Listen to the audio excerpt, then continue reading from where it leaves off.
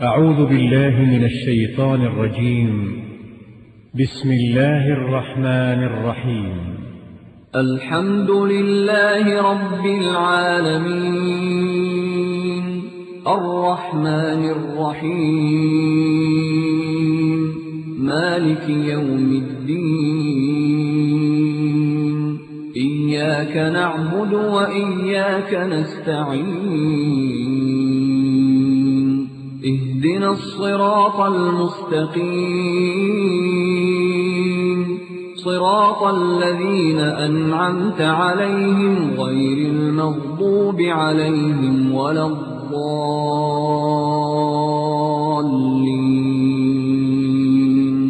بسم الله الرحمن الرحيم. ألف لام ميم. ذلك الكتاب لا ريب فيه هدى للمتقين الذين يؤمنون بالغيب ويقيمون الصلاة ومما رزقناهم ينفقون.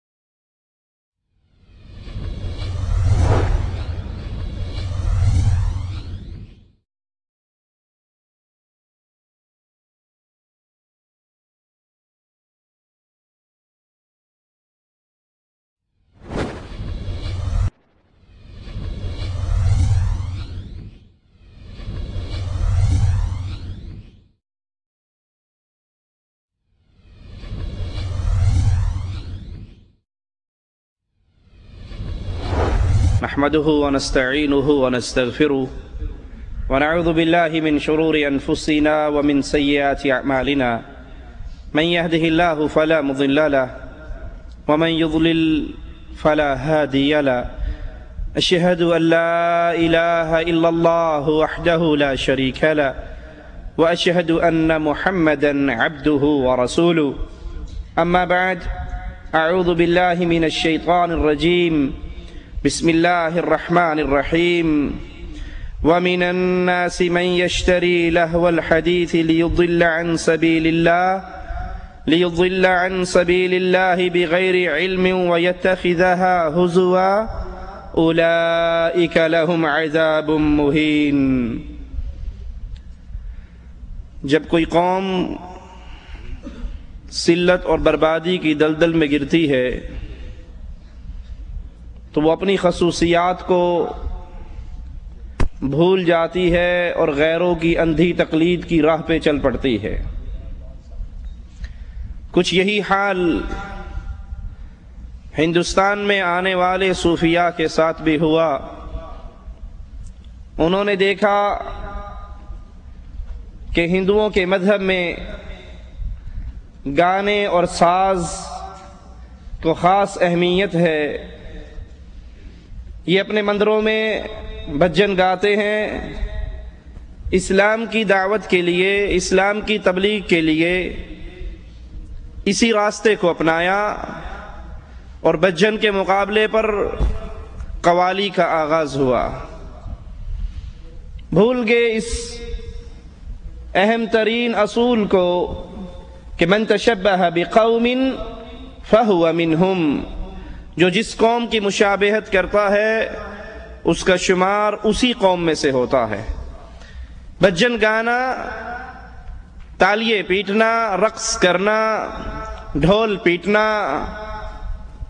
چمٹے سارنگیوں کے ساتھ رام رام کی صدائیں لگانا، یہ ہندوؤں کا مذہب تو ہو سکتا ہے، محمد الرسول اللہ صلی اللہ علیہ وسلم جو دین لے کر آئے اس میں اس چیز کی اجازت نہیں۔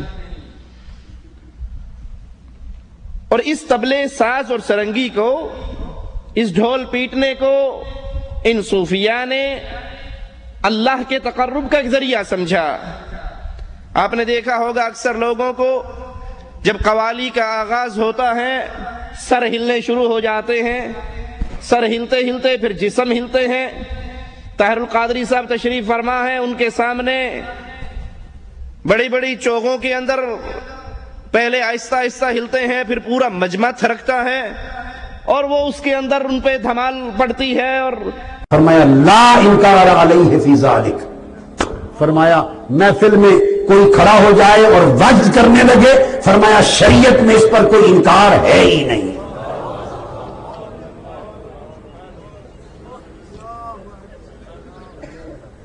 لا انکار۔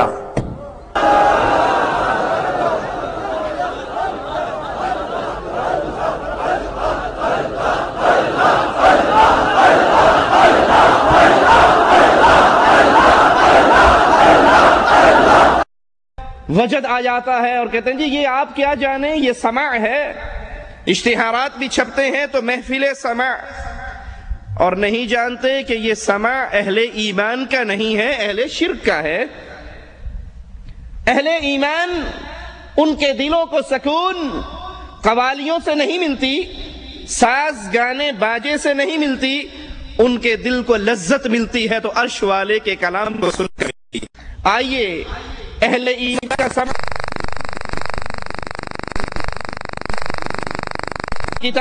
رکھتے ہیں۔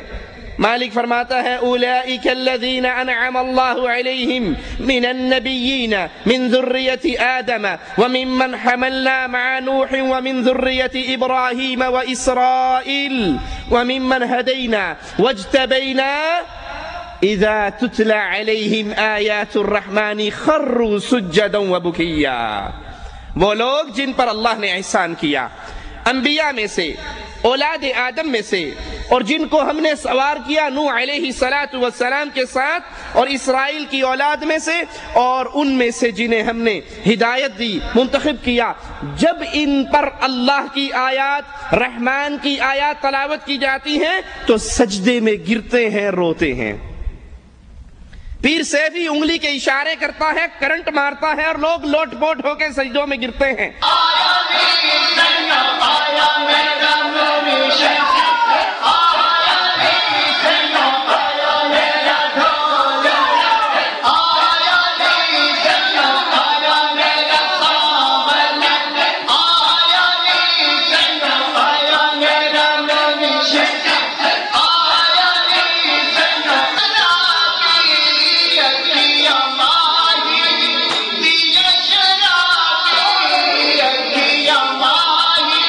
ان سے پوچھا جائے یہ کیا ہے، کہ معرفت دیا گلہ نے تو انہوں کی پتہ لگنا، تم وہابی ہو، معرفت سے بے بہرا ہو۔ یہ پیر صاحب دل جاری کرتے ہیں، دل ہلتے ہیں ان کے۔ ہم نے ہندوؤں کے پیٹ ہلتے ہوئے دیکھے ہیں۔ ہندو جوگی بیٹھ کر جب سانس اندر لیتے ہیں تم دلوں کو حرکت کرتے ہو، وہ اپنے پیٹوں کو حرکت دیتے ہیں۔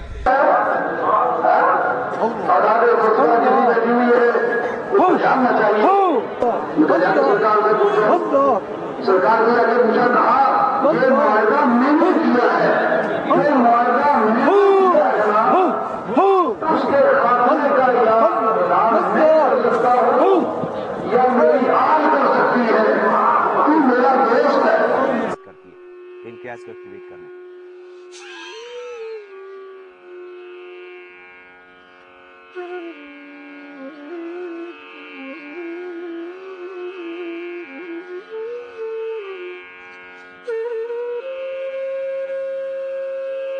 نماز کو باہر چھوڑ یہ جوگیوں کا کام ہے، یہ ہندوؤں کا کام ہے۔ اللہ کو ماننے والوں پر اثر اللہ کے قرآن سے ہوتا ہے۔ رحمان کی آیات کو سنتے ہیں تو سجدے میں گرتے ہیں اور اللہ سے معافیوں کا سوال کرتے ہیں۔ دوسرے مقام پہ غور کیجئے، محفل سما مقرر کرنے والوں کو سنائیے، اہل ایمان کا دل، اہل ایمان کا ایمان کس چیز سے بڑھتا ہے؟ انما المؤمنون الذين اذا ذكر الله وجلت قلوبهم واذا تليت عليهم آياته زادتهم ایمانا وعلى ربهم يتوکلون۔ مومن کون ہے؟ اہل ایمان کون ہے؟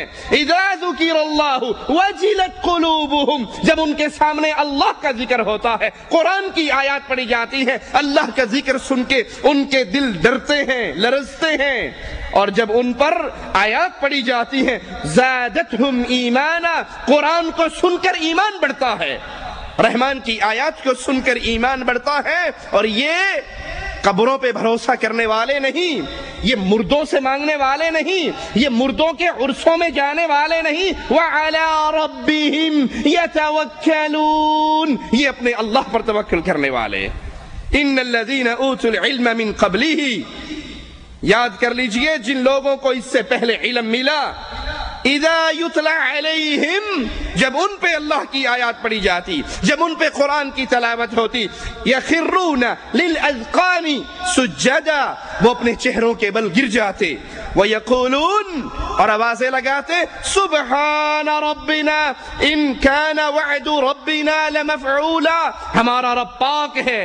اہل ایمان اللہ کی آیات کو سن کے سجدے میں گرتے ہیں۔ اسی لیے رسول کریم صلی اللہ علیہ وسلم نے فرمایا، جب آدم کا بیٹا قرآن کی آیات سنتا ہے، قرآن کی آیات پڑھتا ہے، سجدہ تلاوت سے گزرتا ہے اور اس آیت پہ سجدہ کرتا ہے، شیطان روتا ہے، افسوس مجھے سجدہ کرنے کا حکم ہوا اور میں نے نہیں کیا، میرے لیے ہمیشہ کی آگ اور جہنم ہے۔ آدم کا بیٹا سجدہ کرتا ہے تو اس کے لیے اللہ جنت مقرر کر دیتا ہے۔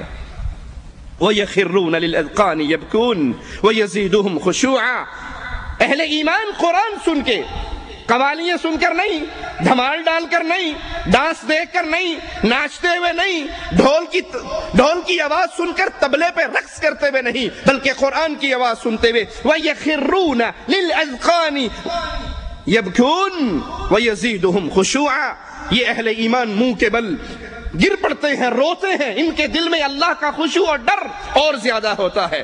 وَإِذَا سَمِعُوا مَا أُنزِلَ إِلَى الرَّسُولِ تَرَىٰ أَعْيُنَهُمْ تَفِيضُ مِنَ الدَّمْعِ، اہل ایمان یہ جب اللہ کی آیات کو سنتے ہیں، اللہ کے رسول پر وحی ہوتی ہے، اہل ایمان اس وحی کو سنتے ہیں تو ان کی آنکھوں سے آنسو جاری ہوتے ہیں، قرآن سن کر دل نرم ہوتے ہیں، قرآن سن کر اللہ کی طرف انسان بڑھتا ہے، قرآن سن کر قرآن کا سماع کرنے سے انسان اللہ کی طرف بڑھتا ہے، اس کے ایمان میں اضافہ ہوتا ہے، اس کے دل میں اللہ کا ڈر پیدا ہوتا ہے۔ اور اسی چیز کو سننے کا اللہ نے حکم دیا ہے، قوالی سننے کا حکم نہیں دیا، ڈانس دیکھنے کا حکم نہیں دیا، ڈھول اور طبلے بجانے کا حکم نہیں دیا۔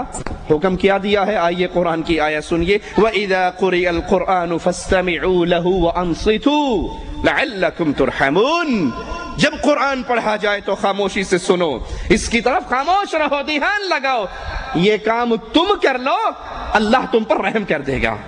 قرآن کو سننا مشروع ہے، ثواب کا باعث ہے، اور قرآن سننے والوں سے مالک محبت کرتا ہے، ان کی تعریف کرتا ہے۔ وَإِذَا تُتْلَى عَلَيْهِ آيَاتُنَا، اور جو قرآن نہیں سنتا اس کا حال کیسے بیان کرتا ہے؟ وَإِذَا تُتْلَى عَلَيْهِ آيَاتُنَا وَلَّا مُسْتَكْبِرًا كَأَن لَّمْ يَسْمَعْهَا كَأَنَّ فِي أُذُنَيْهِ وَقْرًا، جب اس پر قرآن کی تلاوت کی جائے، انہیں قرآن سنائے کہ سانو قرآن نہ سناؤ، ہمیں جو سکون قوالی سے ملتا ہے قرآن سے نہیں ملتا، کیوں نہ سنائیں؟ کہ قرآن سمجھنے کے لیے 18 علوم چاہیے اور قوالی سمجھنے کے لیے صرف شرک اور کفر کی لعنت چاہیے جو ہمارے دل میں موجود ہے۔ ہم قوالی سن کے، آپ دیکھ لیجئے لاہور کے بسوں کو صبح صبح جا کے چیک کر لیجئے، 1000 کے اندر کوئی ایک بس نہیں ہوگی جس میں صبح قرآن کی تلاوت ہو، اور آپ کو سینکڑوں بسیں مل جائیں گی جہاں نصرت فتح علی خان کا کفر چل رہا ہوگا۔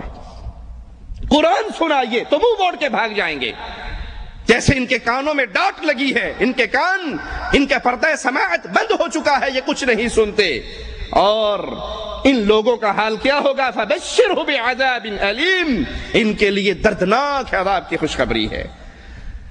قرآن کو ترک کرنے والے، اس کے سماع سے منہ موڑنے والے، ان کے بارے میں قرآن کی آیات پہ غور کیجئے۔ وَقَالَ الرَّسُولُ يَا رَبِّ إِنَّ قَوْمِ اتَّخَذُوا هَذَا الْقُرْآنَ مَهْجُورًا، رسول قیامت کے دن ان کے اوپر مقدمہ کریں گے، اے اللہ، یہ اسلام کی طرف نسبت تو کرتے تھے، نام تو لیتے تھے، لیکن انہوں نے قرآن کو بالکل چھوڑ دیا تھا۔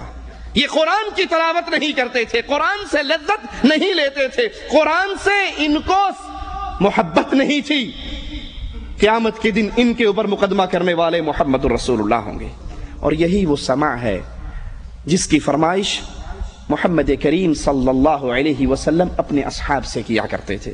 بخاری و مسلم میں ہے، اللہ کے حبیب علیہ الصلاۃ والسلام نے ابن مسعود رضی اللہ عنہ وارضاہ سے کہا، مجھے قرآن سناؤ۔ ابن مسعود کہنے لگے، یا رسول اللہ صلی اللہ علیہ وسلم، قرآن تو آپ پر نازل ہوا ہے، میں آپ کو سناؤں؟ آقا علیہ الصلاۃ والسلام نے فرمایا، مجھے دوسروں کی زبان سے سننا اچھا لگتا ہے۔ اے قوالی سننے والوں، آقا علیہ السلام کا اگر کلمہ پڑھا ہے تو سنو۔ نبی کہہ رہے ہیں مجھے دوسروں سے قرآن سننا اچھا لگتا ہے، ابن مسعود مجھے قرآن سناؤ۔ ابن مسعود کہتے ہیں پھر میں نے رسول کریم صلی اللہ علیہ وسلم کے سامنے قرآن حکیم کی تلاوت شروع کی، اور جب میں اس آیت پر پہنچا، فَكَيْفَ إِذَا جِئْنَا مِن كُلِّ أُمَّةٍ بِشَهِيدٍ وَجِئْنَا بِكَ عَلَى هَؤُلَاءِ شَهِيدًا، اس وقت آپ کا کیا حال ہوگا جب ہم ہر امت میں سے ایک ایک گواہ حاضر کریں گے اور آپ کو ان لوگوں پر گواہی دینے کے لیے حاضر کیا جائے گا۔ تو رسول کریم صلی اللہ علیہ وسلم نے فرمایا، بس کرو ابن مسعود، بس کرو۔ میں نے اپنی نگاہوں کو اٹھایا تو محمد کریم صلی اللہ علیہ وسلم کی آنکھوں سے پانی، آنسو موتیوں کی طرح گر رہا تھا۔ قرآن سن کر نبی کو رونا آتا ہے، قرآن سن کر نبی کے صحابہ روتے ہیں، قرآن سن کر اہل ایمان روتے ہیں، ان کے دل پہ قرآن سننے سے اثر ہوتا ہے، قرآن سننے سے ایمان ان کا بڑھتا ہے۔ یہ اہل ایمان کا سماع ہے۔ اور آئیے اب اہل شرک سے پوچھتے ہیں، ان کی عبادت کا طریقہ کیا ہے، ان کا سماع کیا ہے، وہ محفل سماع میں کیا کرتے ہیں؟ تالیاں بجانا، سیٹیاں مارنا، ڈھول پیٹنا، یہ اہل شرک کا سماع ہے، اہل ایمان کا نہیں۔ قرآن ہمیں خبر دیتا ہے، وَمَا كَانَ صَلَاتُهُمْ عِنْدَ الْبَيْتِ إِلَّا مُكَاءً وَتَصْدِيَةً، بیت اللہ کے پاس ان کی نماز صرف سیٹی اور تالیاں بجانا، سیٹیاں مارنا اور تالیاں بجانا، لیکن کبھی نہ بھولنا کفار مکہ اس عمل سے اللہ کے تقرب کی امید رکھا کرتے تھے۔ یہ مذاق کے طور پہ نہیں، بطور عبادت۔ اسی لیے صبح ہوتے ہی بسوں کے اندر قوالی بطور عبادت چلائی جاتی ہے، بطور تبرک چلائی جاتی ہے۔ اس کفر کے جملوں کو لوگوں کے سامنے اس لیے پیش کیا جاتا ہے کہ قوالی سننا ان کے ہاں ایمان ہے، ثواب ہے، اللہ کی قربت کا ایک ذریعہ ہے۔ آج قوالی کے دلدادہ بھی تالیاں بجاتے ہیں، ڈھول پیٹتے ہیں، چمٹے بجاتے ہیں اور اس کو قرب الہی کا ذریعہ سمجھتے ہیں۔ آئیے قرآن سے پوچھتے ہیں، وَمِنَ النَّاسِ مَن يَشْتَرِي لَهْوَ الْحَدِيثِ لِيُضِلَّ عَن سَبِيلِ اللَّهِ بِغَيْرِ عِلْمٍ، لوگوں میں سے وہ لوگ جو لہو الحدیث کو خریدتے ہیں تاکہ لوگوں کو اللہ کے راستے سے گمراہ کیا جائے، بغیر علم، بغیر علم کے، ان کو کوئی علم نہیں۔ قوالی سننے والا، قوالی گانے والا، قوال اور سامعین، یہ سارے مل کر کوئی ایک حدیث بھی نہیں پیش کر سکتے کہ محمد کریم صلی اللہ علیہ وسلم کے اصحاب کرام نے یہ عمل کیا ہو۔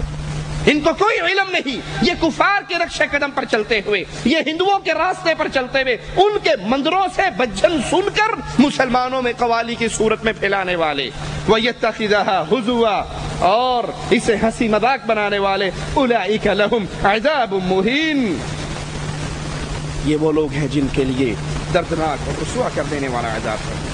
عبداللہ بن مسعود رضی اللہ عنہ سے سوال ہوا کہ آپ لہو الحدیث سے کیا مراد لیتے ہیں، اس کا کیا مطلب ہے؟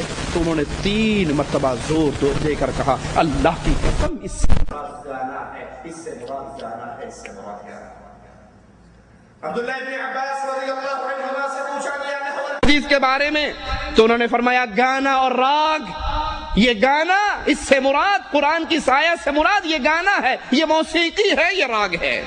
مسند احمد میں اور ترمذی میں اور ابن ماجہ میں ہے، رسول کریم صلی اللہ علیہ وسلم نے فرمایا گانے والی کو نہ بیچا کرو، گانے والی کو نہ بیچا کرو، نہ انہیں خریدا کرو، نہ انہیں گانا سکھایا کرو، اور ان کی قیمت حرام ہے۔ اور ایسی ہی باتوں کے بارے میں لہو الحدیث کی آیت نازل ہوئی۔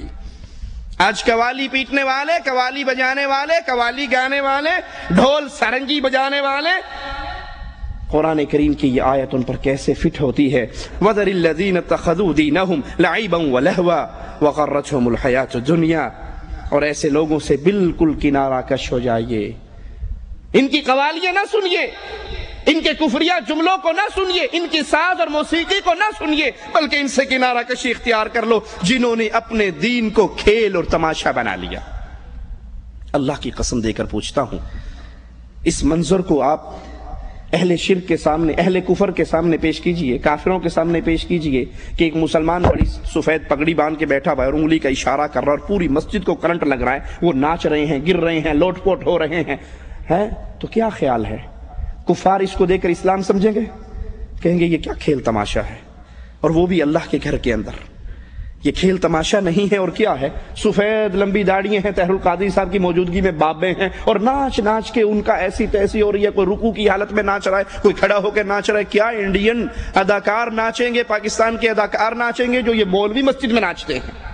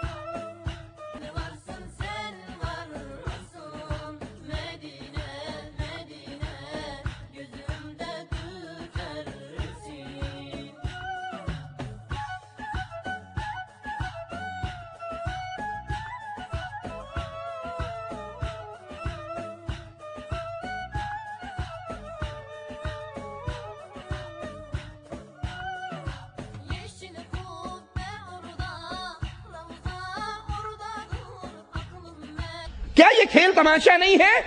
کیا قوالی کے نام پر یہ کھیل تماشا مسلمانوں میں داخل نہیں کیا گیا؟ اور قرآن کہہ رہا ہے ان لوگوں سے کنارہ کشی اختیار کر لیجئے جنہوں نے اپنے دین کو کھیل تماشا بنا لیا۔ کھیل کے نام پر کھیلو، اسلام کے نام پر تو کھیل کو اسلام میں داخل نہ کرو۔ یہ کھیل تماشا ہے، یہ جادوگری ہے، یہ تماشا ہے جو اسلام کے نام پر تم نے جاری کیا۔ اور دنیاوی زندگی نے ان کو دھوکے میں ڈال رکھا ہے، کیونکہ آنے والے آتے ہیں، کوئی نذرانہ دے رہا ہے، کوئی سوٹ دے رہا ہے، کوئی بکرے کی نیاز دے رہا ہے، کوئی مٹھی بھر رہا ہے، کوئی ڈائریکٹ اکاؤنٹ میں ڈال رہا ہے۔ یہ دنیا کی لالچ، یہ دنیا کی پیروں فقیروں کی کمائی آمدنی نے ان کو اندھا کر رکھا ہے، انہی کے لیے دردناک عذاب ہے۔ اور اس دھمال کو آخرت کے لیے ذریعہ نجات سمجھتے ہیں۔ پیر نوری بوری لاہور کی بہت بڑی سرکار ہے، اس میز سے لمبے تو ان کے بال ہی ہوں گے، ایک چٹیا ادھر چھٹتی ہے، ایک چٹیا ادھر ہے، بیچارہ بالکل اینڈ ہوا 80 سال کا ہوگا، اس سے دھمال نہیں ڈالی جا سکتی، تو 2 آدمی ادھر سے اس کے نیچے ہاتھ دیتے ہیں، 2 ادھر سے اس کے نیچے ہاتھ دیتے ہیں، اس کو بڈھے کو زبردستی نچاتے ہیں، اور وہ بیٹھتے کہتا دھمال ڈالو، مولویوں مسجدوں سے نکلو دھمال ڈالو، سنی ہو تو دھمال ڈالو، شیعہ ہو تو دھمال ڈالو، وہابی ہو تو دھمال ڈالو، اور جو دھمال نہیں ڈالے گا اس کی نجات نہیں ہوگی۔ کہتا میں قسم کھا کر کہتا ہوں، جو دھمال نہیں ڈالے گا اللہ کی قسم قیامت کے دن نہیں بخشا جائے گا۔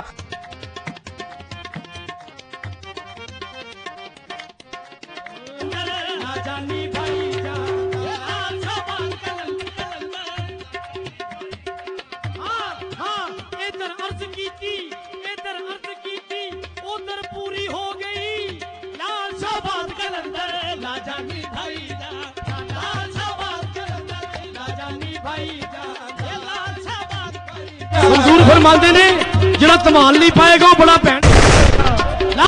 سرکار فرماندے نے پاویں کوئی شیعہ ہے، پاویں کوئی سنی ہے، پاویں کوئی وہابی ہے، جڑا کوئی تمال نہیں پا رہا وہ علی پاک دا منکر ہے۔ جڑا علی پاک دا منکر ہے، سرکار کہندے نے، میں سرکار نوری پوری والے دی قسم کھا کے کہنا کہ او دی حشر نو بخشش نہیں ہونی۔ لال صاحب کہندے نے پاویں کوئی وہابی ہے، وہ سرکار دی تمال نہیں پائے گا، وہ علی پاک دا منکر ہے، تے جڑا علی پاک دا منکر ہے وہ دی میں بہن۔ اللہ کا واسطہ دے کر پوچھتا ہوں، اے اہل ایمان، اس ظالم کے اس کفریہ جملے پہ غور کرو، جو دھمال نہیں ڈالے گا قیامت کے دن نہیں بخشا جائے گا۔ اللہ کے گھر میں کھڑے ہو کر پوچھتا ہوں، کیا ابو بکر نے دھمال ڈالی؟ کیا عمر، عثمان و علی، طلحہ و زبیر، حسن و حسین انہوں نے دھمال ڈالی؟ عورتیں بھی دھمال ڈال رہی ہیں، مرد بھی دھمال ڈال رہے ہیں، اور یہ بڈھا کرسی پہ بیٹھ کے ناچ رہا ہے، اور جو دھمال نہیں ڈالتا ان کو ماں کی گالیاں دیتا ہے، بہن کی گالیاں دیتا ہے، گنتی گالیاں دیتا ہے۔ جو دھمال نہیں ڈالے گا اس کی ماں کو یوں، اس کی بہن کو یوں۔ یہ کون سا دین ہے؟ یہ تو نے دین اسلام کے چہرے کو مسخ کر دیا۔ دین اسلام وہ اللہ کے رسول صلی اللہ علیہ وسلم کا دیا ہوا وہ پیارا دین، آج اس کی صورت کو تم نے بدل دیا۔ آئیے ہم بتاتے ہیں، یہ دھمال، یہ ساز، یہ گانے، یہ ڈھول، یہ طبلے، یہ چمٹے، یہ سرنگیے، یہ دین محمد میں نہیں، یہود و نصارہ اور حنود کے مذہب میں ہے۔ کفار مکہ تالیاں بجاتے اور سیٹیاں مارتے، یہود کے تجدد پسند طبقے نے عبادت میں موسیقی کا خاص طور پہ اہتمام کیا اور نماز کے لیے نغمے وضع کیے تاکہ یہ عبادت لوگوں کے دلوں میں اتر جائے۔ عیسائیوں کی دعاؤں کے سارے صیغے ترانوں اور گانوں کی شکل میں ہیں، اور ان کی ہر دعا کی ایک لے اور آہنگ جدا اور مقرر ہے۔ تحریف شدہ زبور کے اندر ہے، نرسنگے کی آواز کے ساتھ خدا کی حمد کرو، تاردار سازوں اور بانسری کے ساتھ اس کی حمد کرو، زور سے جھنجھناتی جھانج کے ساتھ خدا کی حمد کرو۔ یہ عیسائیوں کا مذہب ہے۔ اسی لیے ڈاکٹر طاہر القادری اپنے منہاج القرآن ادارے کے اندر عیسائی پادریوں کو بلاتا ہے کرسمس ڈے پر، اور وہ عیسائی پادری ڈھول، سرنگی، چمٹوں کے ساتھ آتے ہیں، ساز تاروں کے ساتھ آتے ہیں، اور اس ادارے کے اندر بیٹھ کر جب ان کی عبادت کا وقت آتا ہے، وہ گیت گاتے ہیں کرسمس مناؤ کا، تو وہ اسی ڈھول اور باجے کے اوپر گاتے ہیں۔ یہ مذہب نصارہ کا مذہب ہے، یہ مذہب ہندوز کا مذہب ہے، یہ مذہب یہودیوں کا ہے، یہ کفار مکہ کا ہے، اہل ایمان کا یہ مذہب نہیں ہے۔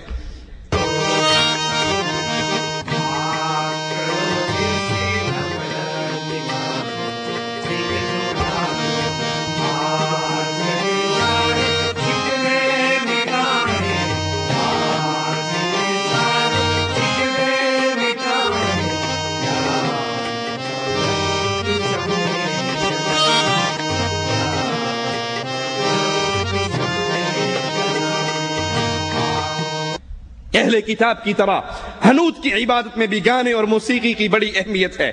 قوالی کے قائلین حقیقت میں انہی مشرکین سے متاثر ہو کر ان کی اندھی تقلید کر رہے ہیں۔ موسیقی اور گانے ہندو مذہب کے خمیر میں شامل ہیں، اس نظام میں بنیادی اہمیت رکھتے ہیں۔ ہندو مذہب کے پنڈتوں پروہتوں نے پوجا کرنے والوں میں سوز و گداز پیدا کرنے کے لیے ہمیشہ اس کا سہارا لیا ہے۔ دور رسالت، دور صحابہ، تابعین کا دور، یہ گانا، راگ اور موسیقی کو غیر اسلامی سمجھتا تھا، یہ غیر اسلامی عمل تھا۔ دور صحابہ کے اندر، تابعین کے اندر، رسول کریم صلی اللہ علیہ وسلم کے دور میں، اسی لیے اللہ کے نبی صلی اللہ علیہ وسلم نے جب ایک بانسری کی آواز سنی اور ایک روایت میں ڈھول کی آواز سنی تو اپنے کانوں میں انگلی دے لی۔ عبداللہ ابن عمر نے یہ سنا تو انہوں نے بھی اپنے کانوں میں انگلی دی اور کہا میں نے رسول اللہ صلی اللہ علیہ وسلم کو ایسے ہی کرتے دیکھا۔ شیطان کی آواز کی تفسیر میں ہے کہ یہ شیطان کی آواز گانا ہے۔ رسول کریم صلی اللہ علیہ وسلم فرماتے ہیں مجھے دو احمق اور فاجر آوازوں سے منع کر دیا گیا ہے۔ پہلی آواز مزامیر کی، آلات موسیقی کی آواز سے مجھے منع کیا گیا، اور منہ پیٹنے، گریبان پھاڑنے، جہلیت کی صدا لگانے کی آواز سے منع کیا۔ بحقی میں ہے رسول کریم صلی اللہ علیہ وسلم نے فرمایا دو آوازیں دنیا اور آخرت میں ملعون آوازیں ہیں، پہلی آواز مزمار کی آواز، آلات موسیقی کی آواز، اور دوسری مصیبت کے وقت چیخنے اور چلانے کی آواز۔ مسند احمد میں ہے اللہ کے نبی صلی اللہ علیہ وسلم فرماتے ہیں اللہ نے مجھے سارے عالم کے لیے رحمت بنا کر بھیجا اور مجھے حکم فرمایا کہ مزامیر، آلات موسیقی کو میں آگ لگا دوں۔ صحیح بخاری میں ہے رسول کریم صلی اللہ علیہ وسلم نے فرمایا میری امت میں سے بعض لوگ شراب پیئیں گے، اس کا نام کچھ اور رکھ دیں گے، ان کے سروں پہ باجے بجائے جائیں گے اور گانا گالیاں والی گانے گائیں گی، اللہ تعالیٰ ان کو زمین میں دھسا دے گا۔ وہ پرانی بات ہوئی قوال قوالی گایا کرتے تھے، آج باقاعدہ فلم میں کام کرنے والی بدکار عورتیں لال شہباز قلندر کی قوالیاں گاتی ہیں، نصرت فتح علی خان کی قوالیوں کو لڑکیوں نے گانا شروع، ان کی سیڑھیاں دھڑا دھڑ بک رہی ہیں۔ یہی اللہ کے نبی صلی اللہ علیہ وسلم نے فرمایا تھا ان کے سروں پر باجے بجیں گے، گانے گانیے والی گانے گائیں گی، ان کا انجام کیا ہوگا؟ اللہ ان کو زمین میں دھسا دے گا یا ان کو بندر اور سور بنا دے گا۔ قوالی میں ساز، گانے اور باجے کے بارے میں شرعی دلائل آپ نے سن لیے، مگر ماجرا ابتدا میں کیا تھا؟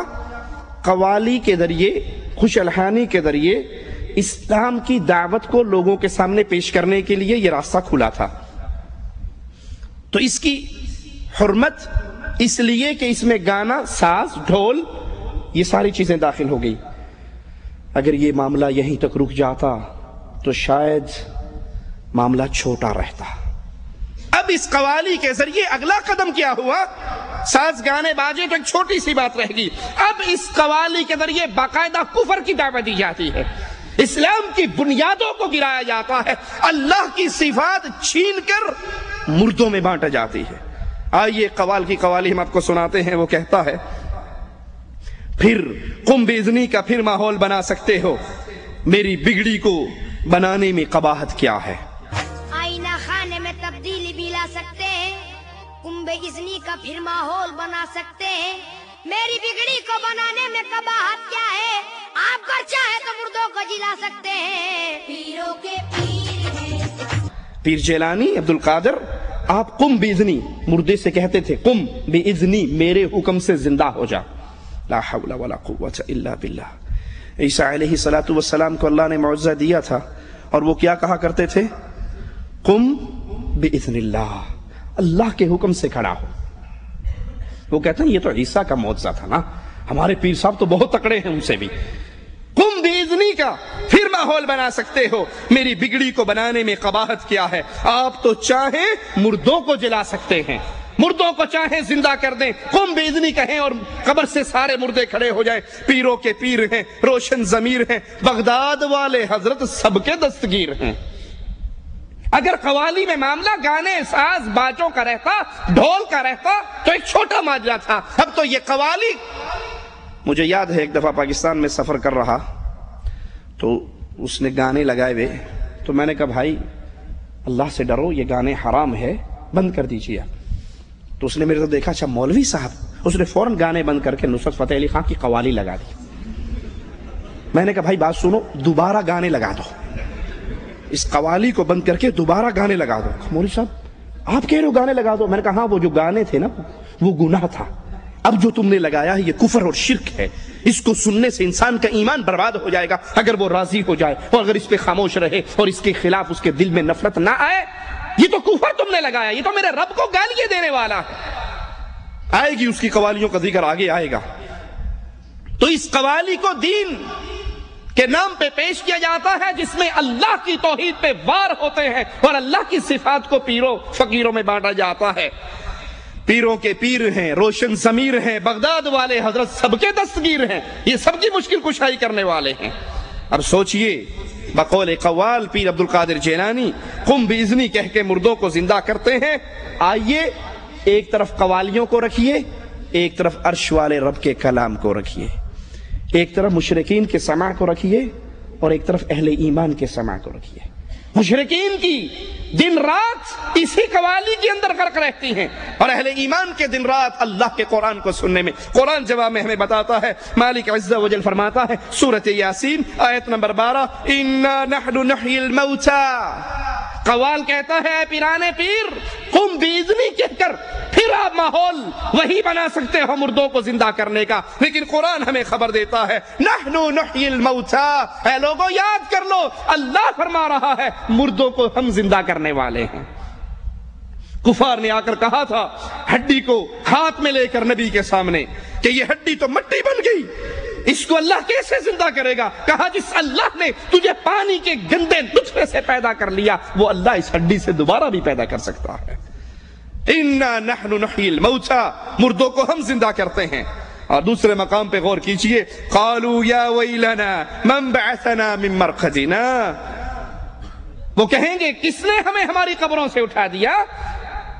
هَذَا مَا وَعَدَ الرَّحْمَنُ، یہ اللہ کا وہ وعدہ تھا جو آج پورا ہو گیا۔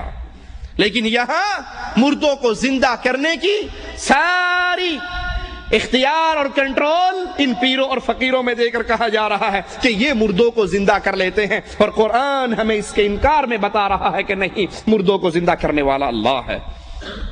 ایک اور مقام پہ غور کیجئے، کیف تکفرون باللہ وکنتم امواتا، اے اللہ کے ساتھ کفر کرنے والوں، اے یہ مالک کی صفات اپنے مردوں پیروں میں بانٹنے والوں، قرآن کی آیت پہ کاش تم نے غور کیا ہوتا، کیف تکفرون باللہ، تم کیسے اللہ کے ساتھ کفر کرتے ہو، وکنتم امواتا، تم مردہ تھے، فاحیاکم، اللہ نے تمہیں زندگی دی، ثم یمیتکم، پھر اللہ تمہیں موت دے گا، ثم یحییکم، پھر اللہ تمہیں زندہ کرے گا۔ موت دینے والا بھی اللہ، نہ پیر جیلانی زندگی دے سکتے ہیں، نہ پیر جیلانی کسی کو مار سکتے ہیں، یہ جھوٹ ہے تم لوگوں کے سامنے پیش کرتے ہو۔ کہا جی آپ نے نہیں ماننا، وہ جو ہمارے پیر صاحب تھے نا اسلام آباد والے، گولڈے والی سرکار، وہ گولڈے والی سرکار گولڈا اسٹیشن پر آئے تھے، ایئر گن ان کے ہاتھ میں تھی، ایئر گن انگریز کے ہاتھ میں تھی، تسبیح پیر صاحب کے ہاتھ میں تھی۔ پیر صاحب نے پوچھا اس انگریز سے یہ گن کیا کرتی ہے؟ اس نے لوڈ کیا، چھرا ڈالا، اوپر پرندہ بیٹھا تھا، نشانہ لیا، مارا، نیچے گرا، مر گیا۔ انگریز نے پوچھا یہ تسبیح کیا کام کرتی ہے؟ ٹرانسلیٹر تو تھا وہاں پہ کیا؟ اس انگریز کو پنجابی کس نے سکھائی؟ پنجابی کو انگریزی کس نے سکھائی؟ خیر چھوڑو اس کو۔ کہا بابا جی یہ تسبیح کیا کام کرتی ہے؟ کہا تو نے مار دیا نا، مر گیا نا، ڈیڈ باڈی ہو گئی۔ کہا ہاں۔ تسبیح پکڑی، اس کے اوپر رکھی، وہ زندہ ہو کے پھر پرواز کر کے درخت پہ جا کے بیٹھ گیا۔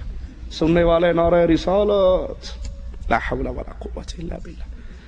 اور مالک خبر دے رہا ہے ثم یمیتکم ثم یحییکم، اللہ تمہیں موت دے گا پھر اللہ تمہیں زندہ کرے گا۔ نہ پیر گولڑا زندہ کر سکتا ہے، نہ ڈولے شاہ زندہ کر سکتا ہے، نہ بغداد والا کر سکتا ہے، نہ اجمیر والا، نہ لاہور والا، نہ ملتان والا، کوئی زندہ نہیں کر سکتے۔ یہ خود مرے ہیں، اموات غیر احیاء وما یشعرون ایان یبعثون، یہ تو خود مردہ ہے، ڈیڈ باڈی ہے، ان کو اپنے اٹھائے جانے کا بھی معلوم نہیں ہے کب اٹھایا جائے گا۔ لیکن قوال صاحب کیا کہتے ہیں؟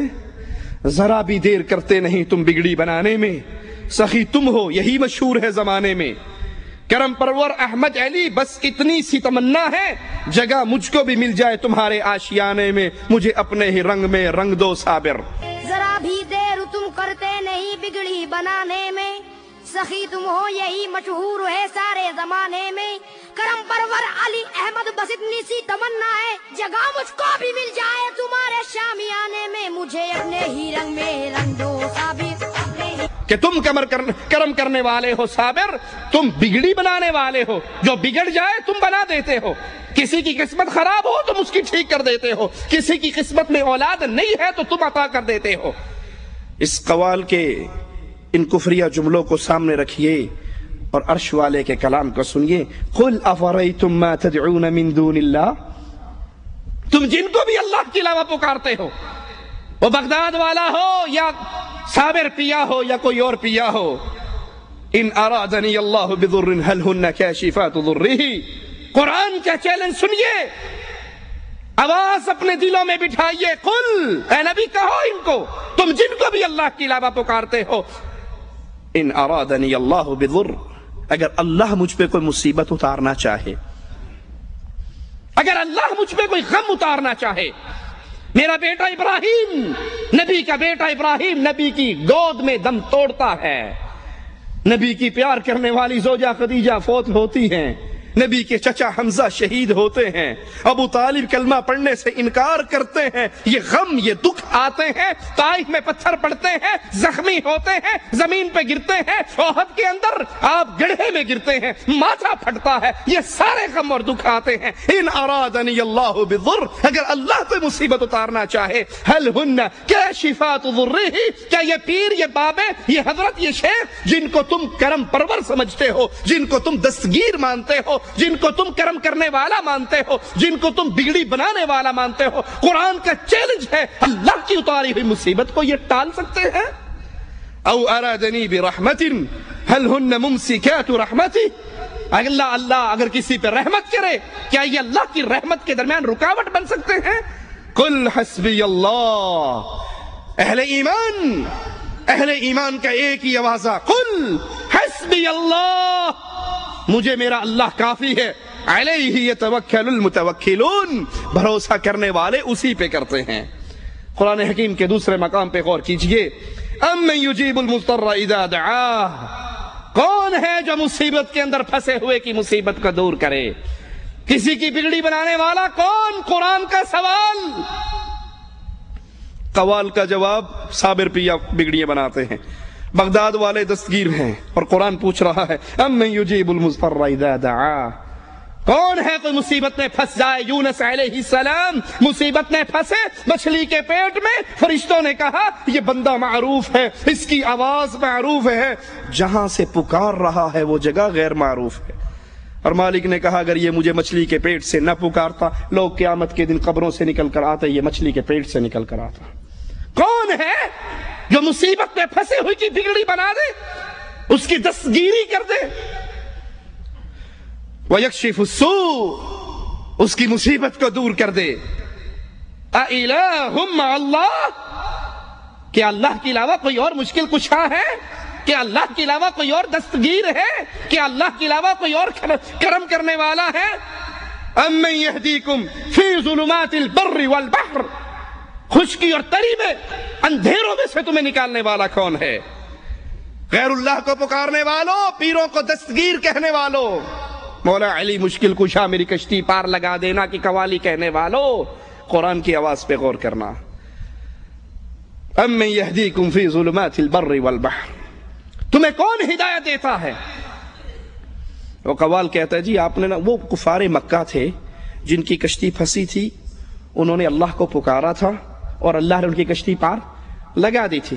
اکرمہ نے واقعہ سنایا تھا نا، صحیح مسلم میں ہے، ہماری کشتی پھنسی، ہم نے اپنے لات و عزا کو پکارا، کوئی نہیں آیا، پھر ہم نے مجبور ہو کے اے محمد صلی اللہ علیہ وسلم آپ کے رب کو پکارا، اللہ نے فوراً کشتی ہماری پار لگا دی۔ قرآن اس کا منظر بیان کرتا ہے فَإِذَا رَكِبُوا فِي الْفُلْكِ دَعَوُا اللَّهَ مُخْلِصِينَ لَهُ الدِّينَ، جب یہ کشتی ان کی پھنس جاتی بھور میں تو پھر یہ فوراً اللہ کو پکارتے، اللہ ان کی کشتی کو پار لگا دیتا۔ فَلَمَّا نَجَّاهُمْ إِلَى الْبَرِّ إِذَا هُمْ يُشْرِكُونَ، جب ان کی کشتی پار لگ جاتی تو یہاں خشکی پہ آ کے، امن میں آ کے پھر شرک کرتے۔ لیکن آج کے دور کا مشرک، اللہ کی قسم کھا کر کہتا ہوں، رب کے گھر میں کھڑے ہو کر کہتا ہوں، اس دور کے مشرک سے بڑا مشرک ہے۔ وہ کم از کم سختی میں تو اللہ کو پکارا کرتے تھے، یہ سختی میں بھی اللہ کو نہیں پکارتے۔ قوال کہتا ہے 2-4 سال نہیں، پورے 12 سال 2-4 سال نہیں، پورے 12 سال ڈوبی ہوئی ناؤ کو تارنے والے پیرانے پیر ہیں، روشن ضمیر ہیں، بغداد والے حضرت سب کے دستگیر ہیں۔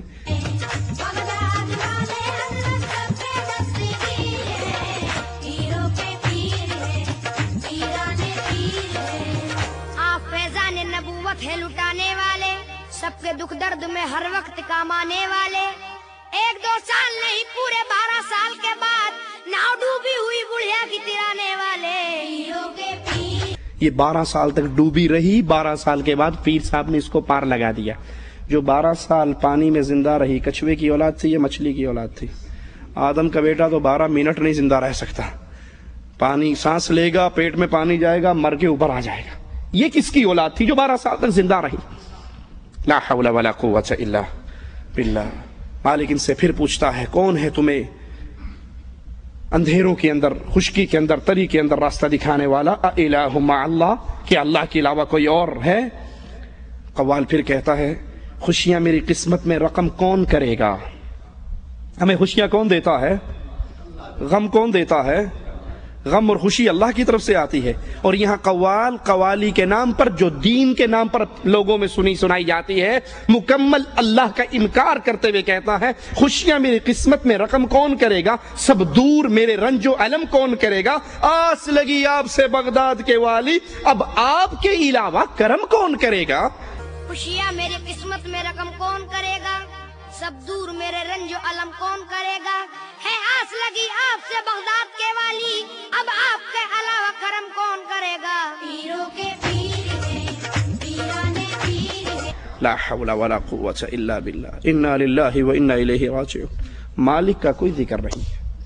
یہ اہل شرک ہیں جن کے سارے بھروسے اپنے الہوں پر ہوتے ہیں، معبودوں پر ہوتے ہیں، اور اہل ایمان کے سارے بھروسے عرش والے اللہ پر ہوتے ہیں۔ ابراہیم علیہ السلام آگ میں گر رہے ہیں، جبرائیل پہنچ رہے ہیں، اور جبرائیل کہتے ہیں، اے اللہ کے خلیل، کوئی حاجت ہے؟ حکم کیجئے، میں موجود ہوں۔ کوئی حاجت ہے؟ کوئی تنگی، کوئی پریشانی، کوئی سوال، کوئی مدد؟ کہنے لگے، ہاں حاجت تو ہے، لیکن جبرائیل تجھ سے نہیں ہے، تیرے رب سے ہے، جس کے لیے میں اس آگ میں گر رہا ہوں، میرے حال کو وہ تجھ سے بہتر سمجھتا ہے۔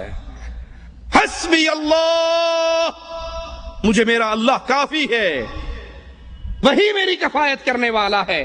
اور یہ کہتا ہے، آس لگی ہے آپ سے بغداد کے والی، اب آپ کے علاوہ کرم کون کرے گا؟ کرم کرنے والے صرف آپ ہیں۔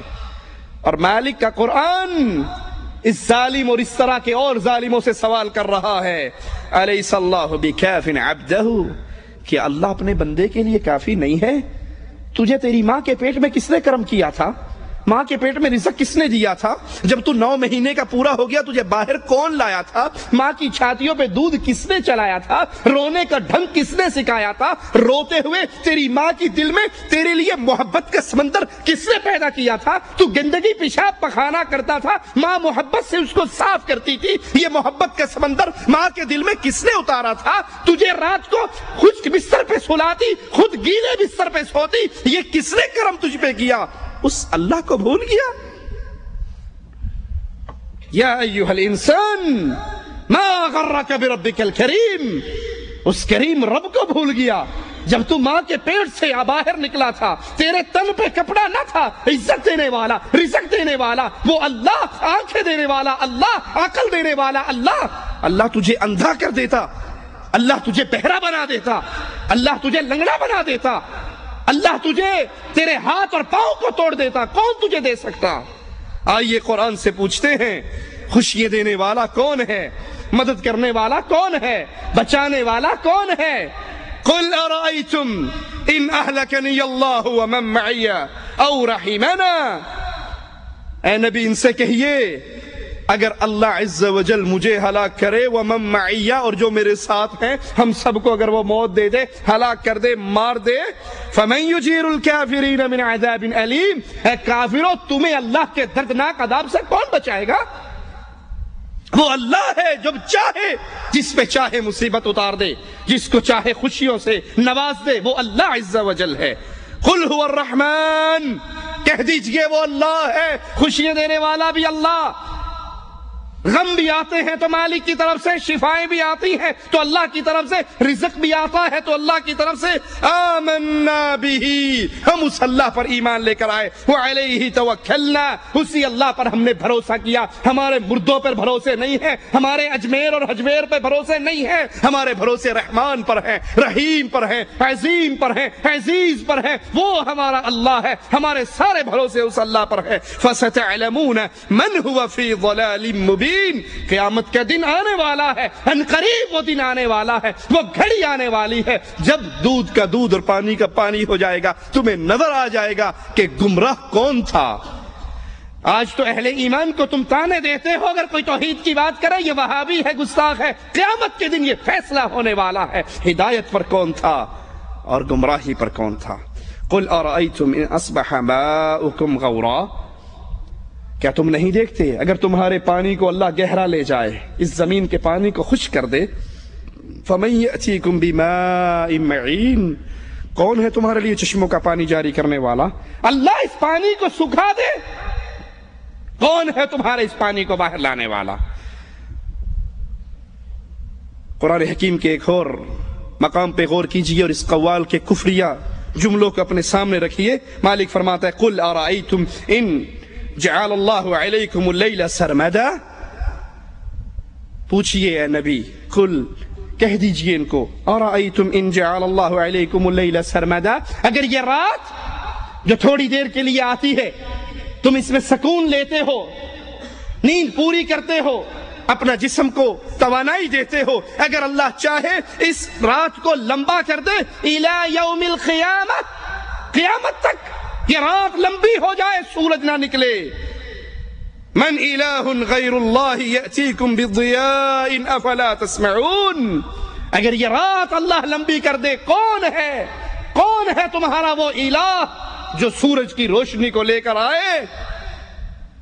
کوئی پیر، کوئی بابا، کوئی حضرت، کوئی شیخ، کوئی مرشد، کوئی دستگیر، کوئی خواجہ، کوئی ہے ایسا جو اس رات کے اندھیروں کو چیر کے دوبارہ روشنی لے آئے؟ قل ارأیتم ان جعل اللہ علیکم النہار سرمدا الی یوم القیامہ من الہ غیر اللہ یأتیکم بلیل تسکنون فیہ افلا تبصرون، اللہ اس سورج کو ہی لمبا کر دے، اس روشنی کو قیامت تک کے لیے پھیلا دے، کون ہے جو رات کے اندھیرے لے کر آئے تاکہ تم اس میں سکون حاصل کرو اور آرام کر سکو۔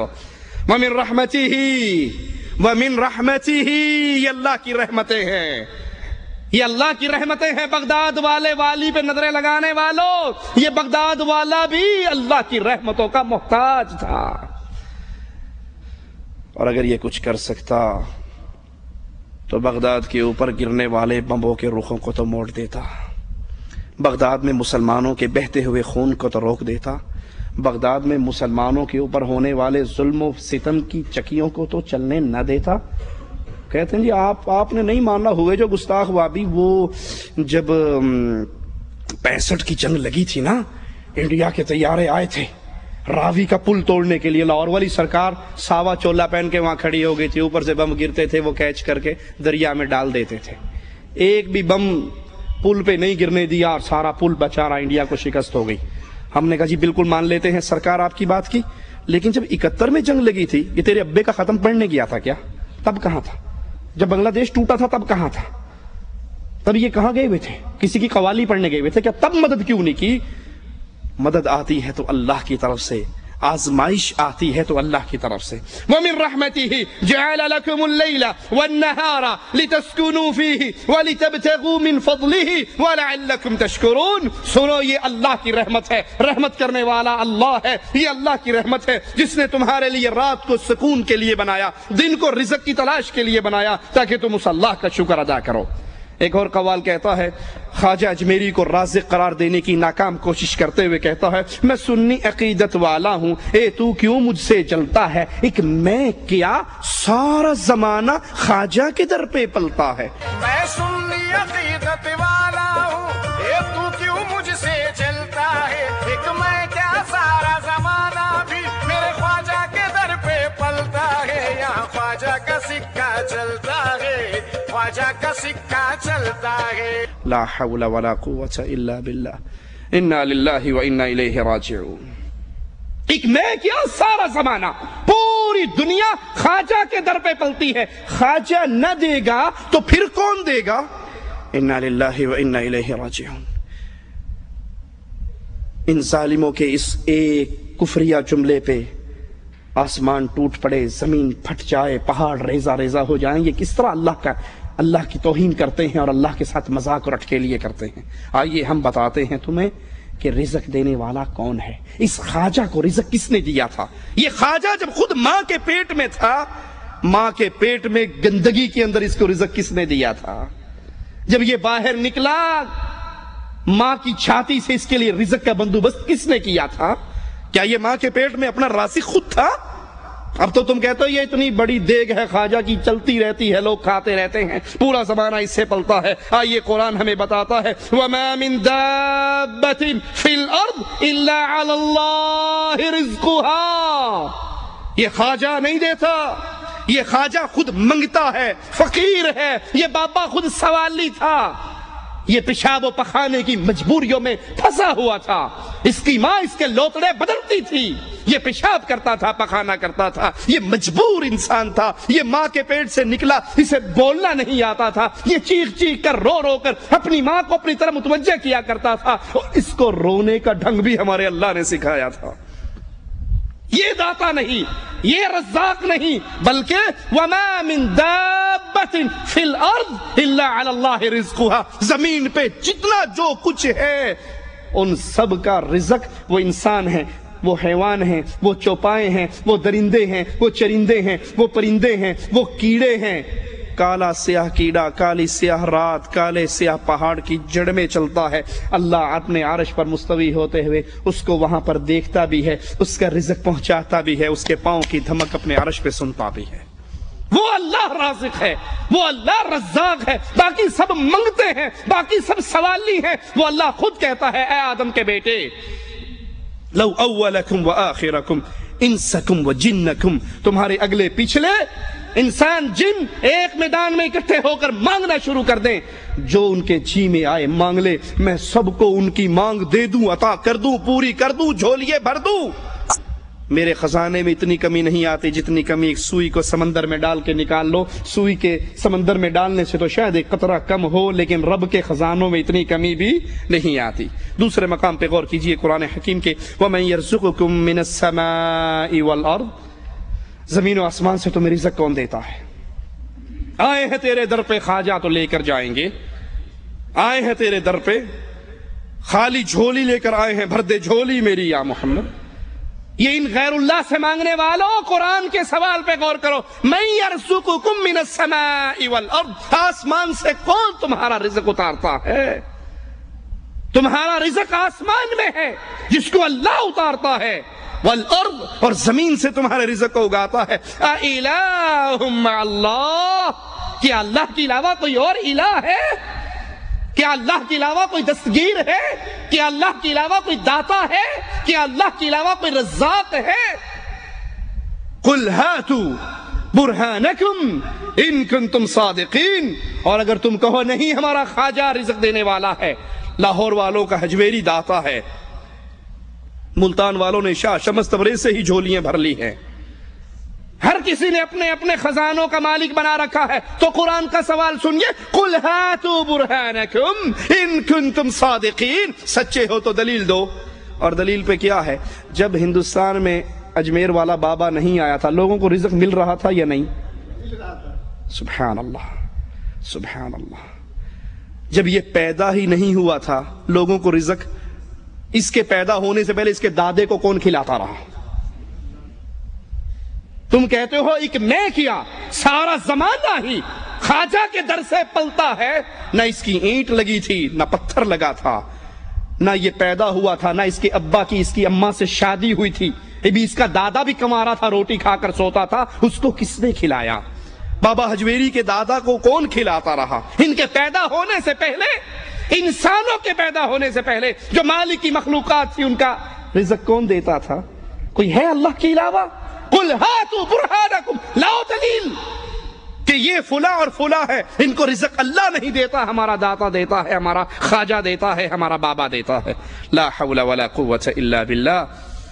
ان قوالوں کا دین ایمان، ان اربابوں کے دین ایمان پہ ذرا غور کیجئے۔ قوال کہتا ہے ہند میں لاکھ ہو جائیں مذہب کے بٹوارے، ہند میں لاکھ ہو جائیں مذہب کے بٹوارے، پھر بھی تیرا نعرہ لگائیں ملا پنڈت سارے۔ لاکھوں چاہے ہند میں دھرم و مذہب کے بٹوارے، مذہب کے بٹوارے، مذہب کے بٹوارے، پھر بھی تیرا نعرہ لگائے ملا پنڈت سارے۔ یہاں خواجہ کا سکہ چلتا ہے، خواجہ کا سکہ چلتا ہے۔ ہند میں مذہب کے لاکھ بٹوارے ہو جائیں، یہ ملا ہے، یہ مسلمان ہے، یہ سکھ ہے، یہ ہندو ہے، یہ پنڈت ہے، لاکھ بٹوارے ہو جائیں، سارے مل کے خواجہ تیرے در پہ آ کے سب نعرہ لگاتے ہیں۔ تجھے ملا بھی مانتا ہے، تجھے پنڈت بھی مانتا ہے، تجھے سکھ بھی مانتا ہے۔ بتاؤ وہ مسلمان ہو سکتا ہے جس پہ سارے راضی ہوں؟ خود سوچئے، کیا کسی مسلمان پہ کافر راضی ہو سکتا ہے؟ نہیں ہو سکتا۔ اور وہ مسلمان کیسا ہے فیصلہ خود ہی کرنا، جس پہ ہندو کہتے ہیں ہمارا تھا، سکھ کہتے ہیں نہیں ہمارا تھا، مسلمان کہتے ہیں نہیں یار موصلہ تھا، ختنے کروائی بھی تھی، ہمارا تھا۔ مسلمان کے در پہ مسلمان سے کبھی کافر راضی نہیں ہو سکتا، وہ کافر تو ان کا دشمن ہے۔ اگر اس نے ہندوؤں کو مسلمان کیا بفرض تمہارے، جی آپ نے کیا ماننا، وہ خواجہ اجمیری ہی تھے جنہوں نے آ کر سب کو کلمہ پڑھایا تھا اور سب کو مسلمان کیا تھا۔ وہ بڑی مشہور کہاوت ہے نا، خواجہ کے مسجد بن رہی تھی، بادشاہ نے اس کا تیل بند کر دیا، چراغوں میں پانی ڈالا، دن میں مزدور کام کرتے تھے، رات کو آگے مسجد بناتے تھے، وہ پانی کس سے چراغ چلنے لگے تو لوگوں نے کہا بادشاہ سلامت، اس موصلے کی تو مسجد پھر بھی بن رہی ہے۔ کہا اچھا، وہ فوجیں لے کر پہنچ گیا، فوجیں لے کر پہنچا، کہا اس کو ابھی گرفتار کرتے ہیں۔ خواجہ صاحب باہر نکلے تو سامنے والی فوج کی طرف گھور کے دیکھا، ابھی دیکھنا ہی تھا، ساری فوج کہہ رہی تھی لا الہ الا اللہ۔ دائیں طرف دیکھا، ادھر کی فوج نے کلمہ پڑھ لیا، ادھر دیکھا، ادھر کی فوج نے کلمہ پڑھ لیا، پیچھے مڑ کر دیکھا، اس نے کلمہ پڑھ لیا۔ بادشاہ سلامت کہتے ہیں ہاں جی کیوں آپ لوگوں کو مسلمان کرتے ہیں؟ کہا لوگوں کو تو میں کرتا ہوں، یہ فوج جو تم مجھے مارنے کے لیے لایا ان کو کلمہ میں نے پڑھایا؟ کہا نہیں، کہا دیکھ تیری ساری فوج کلمہ پڑھ رہی ہے۔ بادشاہ بڑا حیران، ایک نظر کرم جب بادشاہ پر ڈالی تو بادشاہ بھی وہیں ہاتھی پہ بیٹھا بیٹھا لا الہ الا اللہ۔ سینکڑوں مسلمان کے، ہزاروں مسلمان ہندوستان میں مسلمان ہی خواجہ نے کیے۔ اگر اس نے ہندوؤں کو مسلمان کیا ہوتا تو کبھی ہندو اس سے راضی ہوتے؟ کہتے اس نے تو ہمارے خاندانوں کو موصلہ بنا دیا، اس کا دشمن بنتے۔ یہ کیسا ہے جس میں ہندو بھی راضی ہیں، پنڈت بھی راضی ہیں، سکھ بھی راضی ہیں اور مسلمان بھی راضی ہے؟ اللہ کی قسم یہ شرک کا منظر ہے، یہ شرک کا منظر ہے جو ہندو اپنے مندروں میں کرتے ہیں، وہی تم درباروں میں کرتے ہیں۔ ہندو سمجھتا ہے سیاسی جنگ ہے، اندر سے ہم دونوں بھائی ہیں، ہم کھڑے کو پوج رہے ہیں، یہ لمبے پڑے کو پوج رہا ہے۔ اتنا سا فرق ہے ان قبر پرستوں میں اور مورتی پرستوں میں۔ وہ کھڑے کا طواف کرتا ہے، یہ پڑے کا کرتا ہے، وہ اس کو سامنے بھجن گاتا ہے، یہ اس کے سامنے قوالی گاتا ہے۔ قوال کہتا ہے پڑھی نمازیں رکھے روزے جنت پالی ملا، میں خواجہ کے عشق میں کھویا مل گیا مجھ کو اللہ۔ پڑھی نمازیں رکھے روزے جنت پالی ملا، میں خواجہ کے عشق میں کھویا مل گیا مجھ کو اللہ۔ لا حول ولا قوت الا باللہ، انا للہ و انا الیہ راجعون۔ یعنی ملا کی ساری دوڑ صرف جنت کے لیے، اللہ راضی ہوگا تو جنت دے گا، اللہ ملے گا تو جنت ملے گی۔ یہ صوفیاء کی اور قوالوں کی جنت سے لڑائی ہے، جنت سے نفرت ہے۔ اور اللہ کے نبی صلی اللہ علیہ وسلم جب نماز کا وقت، دوران نماز آپ ایک قدم آگے بڑھتے ہیں اور ایک قدم پھر پیچھے ہٹے۔ اللہ کے نبی اب آگے کیوں بڑھے؟ کہا مجھے اللہ نے جنت دکھائی تھی جس کی طلب میں آگے بڑھا تھا، پھر مجھے جہنم دکھائی، میں نے اپنا سایہ اس میں دیکھا اور میں 2 قدم پیچھے ہٹا۔ یہ تو نبی ہے جو جنت کے لیے آگے بڑھ رہے، یہ تو نبی ہے جنہوں نے جنت کا تعارف کروایا، اور نبی کے سارے صحابہ اس جنت کے سوالی۔ ان صوفیاء کا کیا عقیدہ ہے؟ رابعہ بصری کہا کرتی تھی کہ جنت کے پانی سے جہنم بجھا دوں، جہنم کی آگ سے جنت جلا دوں، پھر بے لوث ہو کر اللہ کی عبادت کروں۔ پھر تو نے اللہ سے لینا کیا ہے؟ نہ رہی جنت نہ رہی جہنم۔ نمازوں اور روزوں کی توہین کرتے ہوئے کہتا ہے پڑھی نمازیں روزے رکھے روزے جنت پالی ملا، میں خواجہ کے عشق میں کھویا مجھ کو مل گیا اللہ۔ تو یہ خواجہ کے عشق میں کھونے کا طریقہ رسول اللہ صلی اللہ علیہ وسلم نے اپنے صحابہ کو کیوں نہیں سکھایا کہ چھوڑو نمازیں روزے؟ کیوں تم روزے رکھ رہے ہو, کیوں تم نمازیں پڑھ رہے ہو, نبی جہاد پہ جا رہے ہیں. اور کفار سے مقابلہ ہے. صحابہ کہتے ہیں اللہ کے نبی ہم جہاد پہ جا رہے ہیں, پتہ نہیں کس ٹائم ہمارا کفار سے ٹاکرا ہو جائے, اور ہم روزے سے ہیں تو کیوں نہ ہم افطار کر لیں, عصر کے بعد کا وقت ہے. نبی صلی اللہ علیہ وسلم دودھ کا پیالہ پی کے روزہ افطار کر لیتے ہیں. یہ سفر کے اندر بھی روزہ رکھ کے نبی جا رہے.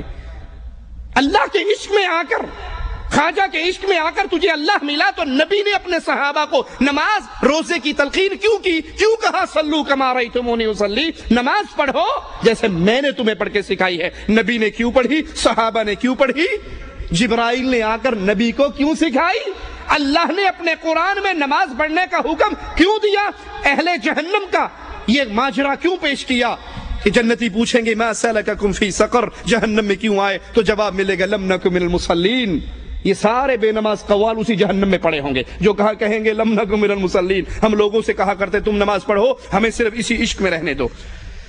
صحیح بخاری میں ہے, اس نمازوں سے کیا ملتا ہے سنیے. صحیح بخاری میں ہے, اللہ کے نبی فرماتے ہیں بندہ فرائض کے ذریعے اللہ کے قریب ہوتا ہے, اور پھر نوافل ادا کر کے اللہ فرماتا ہے بندہ میرے اور قریب ہو جاتا ہے, یہاں تک کہ میں اس کا ہاتھ بن جاتا ہوں. کس طرح قریب ہوتا ہے اللہ کے, فرائض کے بعد نوافل کے ذریعے بندہ اللہ کے قریب ہوتا ہے.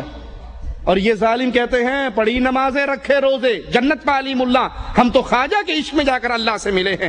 بڑی نمازیں روزے رکھے جنت پالی ملا, میں خواجہ کے عشق میں کھویا مل گیا مجھ کو اللہ اللہ, یا خواجہ کا سکہ چلتا ہے. انا للہ و انا الیہ راجعون. قوال کہتا ہے خواجہ کا دیوانہ جس دن سے میں ہو گیا, اس دن سے ہو گیا کردار صاف میرا, کعبہ بھی کر رہا ہے آ کے طواف میرا. خواجہ کا میں دیوانہ جس دن سے ہو گیا ہوں, اس دن سے ہو گیا ہے کردار صاف میرا. اللہ کوئی دیکھ کے خواجہ کی ہے عنایت, کعبہ بھی کر رہا ہے آ کر طواف میرا, مجھے چڑھے گیا چشتی رنگی رنگ. لا حول ولا قوت الا باللہ. کیا مراد کہ جس کا کردار صاف ہو جائے کعبہ اس کا طواف کرتا ہے, اور جو کعبے کا طواف کرتا ہے ان کا کردار صاف نہیں ہوتا نا. جو کعبے کا طواف کرتے ہیں ان کا کردار صاف, کیونکہ اگر کردار صاف ہو جائے گا تو کعبہ خود تمہارا طواف کرے گا. حشت بہشت ایک کتاب ہے جس کے اندر رابعہ بصری کا قصہ لکھا ہے کہ رابعہ بصری ایک پیر صاحب جب دین کی طرف آئے, 2 قدم چلتے 2 رکعت پڑھتے, 2 قدم چلتے 2 رکعت پڑھتے, پتہ نہیں کتنے سال تک چلتے چلتے مکہ شریف پہنچے. جب بیت اللہ میں داخل ہوئے تو آگے بیت اللہ ہی نہیں تھا. پوچھا لوگوں سے بھی میں تو اتنے سال 2 رکعتیں پڑھ کے شکرانے ادا کرتے ہوئے پہنچا ہوں, بیت اللہ کہاں گیا, کہا ادھر کو گیا ہے. پیچھے پیچھے گئے, دیکھا تو جنگل کے اندر رابعہ بصری درخت سے ٹیک لگا کر بیٹھی اور بیت اللہ اس کا طواف کر رہا. پوچھا رابعہ بصری بڈھی یہ کیا کرتی ہے, کہا سن تو کعبے کی نیت سے آیا تھا, تجھے کعبہ نہیں ملا, میں اللہ کی نیت سے آئی تھی تو اللہ نے خود کعبے کو میرے پاس بھیج دیا. خواجہ کا دیوانہ جس دن سے میں ہو گیا, اس دن سے ہو گیا کردار صاف میرا, کعبہ بھی کر رہا ہے آ کے طواف میرا. جب ان کے کہتے ہیں بقول ان قوالوں اور صوفیوں کے, جب کردار صاف ہو جاتا ہے تو کعبہ ان کا طواف کرتا ہے, جب تک کردار صاف نہیں ہوتا یہ کعبے کا طواف کرتے ہیں. ابراہیم خلیل اللہ کا کردار صاف تھا یا نہ تھا, انہوں نے کعبہ بنا کے طواف کیا یا نہ کیا, اسماعیل علیہ السلام نے کیا, محمد علیہ السلام نے کیا, آپ کے صحابہ نے کیا, نعوذ باللہ ان میں سے کسی کا کردار صاف نہیں تھا.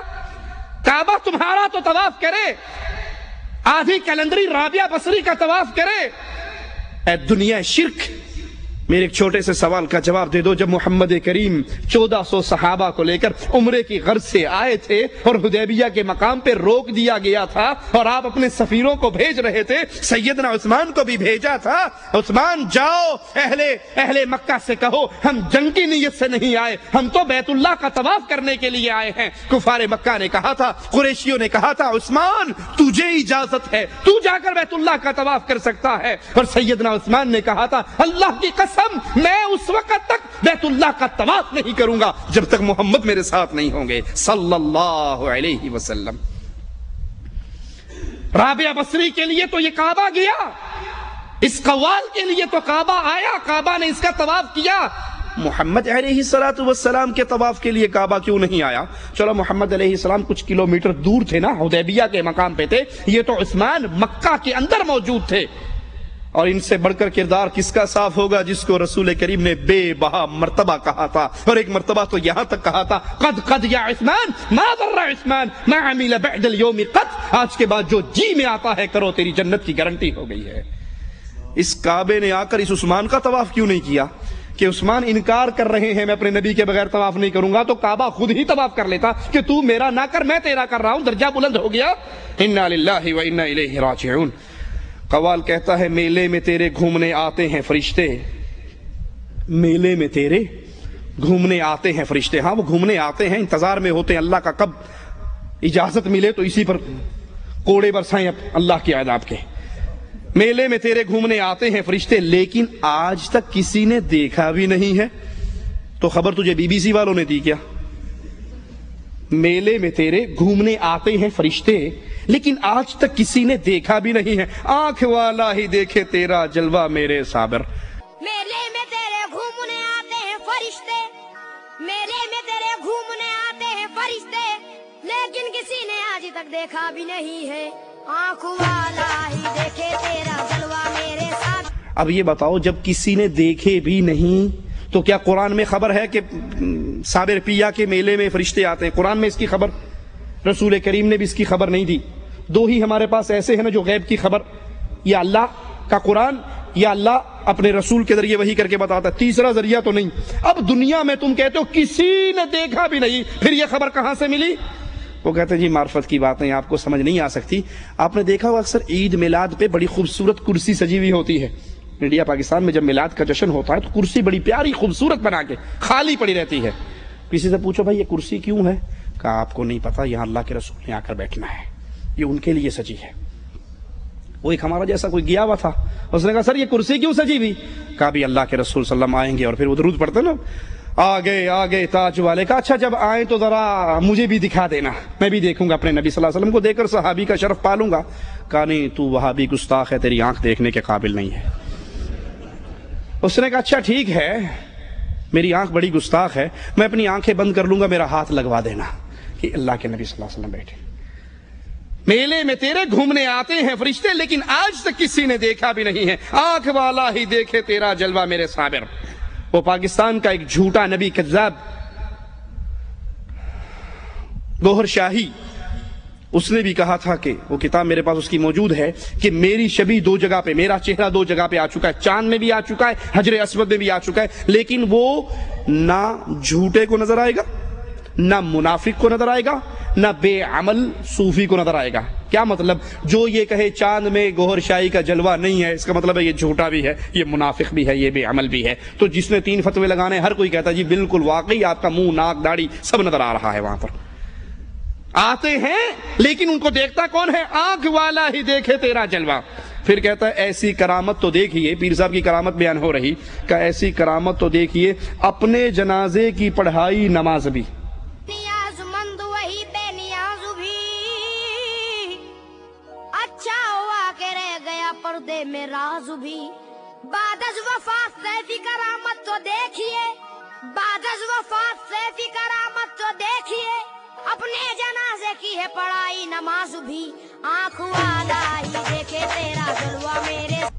مر بھی گیا، اس کو غسل ہو گیا، استنجا ہو گیا، کفن ہو گیا، لوگوں نے اس کی لاش اٹھا لی، چل پڑے، اور جب جنازے کی لاش رکھ دی تو نماز کے لیے امام صاحب کی جگہ پہ خود ہی آگے ہو گیا، اللہ اکبر، اللہم اغفر لے حیینا و میتنا، مجھے بھی اور اس کو بھی، دونوں کو معاف کر دے۔ اپنے جنازے کی خود نماز پڑھی، اتنی بڑی کرامت اس کی، مرا بھی یہ ہے اور زندہ بھی یہ ہے۔ رسول کریم صلی اللہ علیہ وسلم کے ساتھ یہ ماجرا کیوں نہیں ہوا؟ ابو بکر صدیق کے ساتھ کیوں نہ ہوا؟ حضرت عمر کے ساتھ کیوں نہ ہوا؟ حضرت عثمان کے ساتھ کیوں نہ ہوا؟ کیوں حضرت عثمان رضی اللہ عنہ وارضاہ کا جسد مبارک اتنے دن باہر پڑا رہا؟ کیوں نہ انہوں نے اپنے جنازے کی خود ہی نماز پڑھا کے دفنا بھی دیتے؟ وہی معرفت کی بات ہے۔ اشرف علی تھانوی صاحب لکھتے ہیں اپنے نانا کے بارے میں کہ ہمارے نانا حج پہ جا رہے تھے، راستے میں ڈاکو پڑ گئے، ڈاکو جب پڑے تو انہوں نے مار دیا، لوٹ لیا، سب کچھ قتل ہو گئے، ادھر قتل ہو گئے اور ادھر آدھی رات کو گھر میں تشریف لے آئے، مٹھائی کا ڈبہ بھی ساتھ لے آئے، مٹھائی کا ڈبہ لا کے کہنے لگے کسی کو نہ بتانا، ہر جمعرات کی رات کو آیا کروں گا۔ بیگم صاحبہ نے وعدہ کر لیا آئندہ کسی کو نہیں بتاؤں گی۔ صبح خیال آیا کہ جب بچے مٹھائی گلی میں کھائیں گے اور لوگوں کو پتا ہے کہ اس کا تو خامند مارا گیا، پھر ان کے دل میں غلط سوچ آئے گی کہ یہ مٹھائی کون دے کر گیا. اس لیے اس نے صبح اٹھتے ہی بتا دیا کہ رات تھانوی صاحب کے نانا ابو آئے تھے. تھانوی صاحب لکھتے ہیں اس کے بعد میرے نانا پھر کبھی نہیں آئے. اپنا جنازہ اس کی لاش پڑی ہے اور خود ہی اس پہ جنازہ پڑھ رہے ہیں. اس پہ آخری بات کہہ کے بات ختم کرتا ہوں. پاکستان کے اندر ایک مولوی صاحب اہل حدیث عالم نے تقریر کی کہ بھائی جو مر جاتا ہے وہ دوبارہ نہیں آتا، گیا اللہ کے پاس معاملہ ختم. اس کے مقابلے پہ ان قوالوں کے مولویوں نے صبح تقریر کرتے ہوئے کہا کہ یہ وہابی نے جھوٹ بولا ہے. میرے ابا جی کو فوت ہوئے 3 سال ہو گئے ہیں، ہر جمعرات کو ہمارے گھر آتے ہیں. اس اہل حدیث عالم نے پھر کہہ دیا صبح اٹھ کے درس دیتے ہوئے کہ بھائی نہیں آتے، قرآن کہتا ہے جو چلے گے وہ ادھر دیکھو کون آتا ہے. اس نے اٹھا کر کیس کر دیا پولیس کے اندر کہ یہ بڑا گستاخ ہے، اس نے تہمت لگائی ہے، توہین کی ہے. اب وہ ڈی ایس پی جہاں پیشی ہوئی بریلوی مولوی کی بھی اور اس اہل حدیث کی بھی، وہ پٹھان تھا. اس نے اہل حدیث کو خوب رگڑا لگایا، جاتے اس پہ چڑھائی کر دی. تجھے شرم نہیں آتی مولوی صاحب؟ ہمارے سیاسی جھگڑے نہیں ختم ہوتے، ہم اپنی پریشانیوں میں پھنسے ہوئے ہیں، ہمارے حکومت کے پنگے ہیں، اور تمہیں کیا، اس کی اماں ہے، اس کا ابا ہے، اس کے گھر آتا ہے، تجھے کیا تکلیف ہے؟ تو اہل حدیث عالم نے خاموشی سے صرف اتنا کہا، کہنے لگے ڈی ایس پی صاحب اس کا ابا فوت ہو گیا. کہیں فوت ہو گیا؟ او ماڑا پھر تمہارے گھر کون آتا ہے؟ وہ تو فوت ہو گیا. بھائی یہ جنازے کا، اس کا لاش اس کے جنازے کی پڑھی ہے. بعد از وفات ایسی کرامت تو دیکھیے، اپنے جنازے کی پڑھائی نماز بھی، یہ مردہ بھی یہی پڑھا ہے اور جنازہ بھی یہ پڑھ رہا ہے. اللہ نے تو اس کو ایک پیدا کیا تھا، یہ 2 کیسے ہو گئے؟ مرا ہوا بھی یہ ہے اور زندہ بھی یہ ہے. یہ قوالیوں کے سارے جملے اللہ کے کلام سے ٹکراتے ہیں، دین توحید سے ٹکراتے ہیں، دین اسلام سے ٹکراتے ہیں. ان کا سننا، یاد کر لینا، ان کا سننا، قوالی سننا گانے سننے سے بڑا گناہ ہے. گانا سننا بھی گناہ ہے، بہت بڑا گناہ ہے، لیکن قوالی، گانا سننا صرف گناہ ہے اور قوالی انسان کو کفر اور شرک تک لے جا سکتی ہے. اللہ نے توفیق دی تو باقی قوالیوں کے حوالے سے جو عقیدے ان کے ہیں انشاءاللہ پھر کسی مجلس میں کریں گے. اقول قولی ھذا واستغفر اللہ لی ولکم ولسائر المسلمین فاستغفروہ انہ ھو الغفور الرحیم.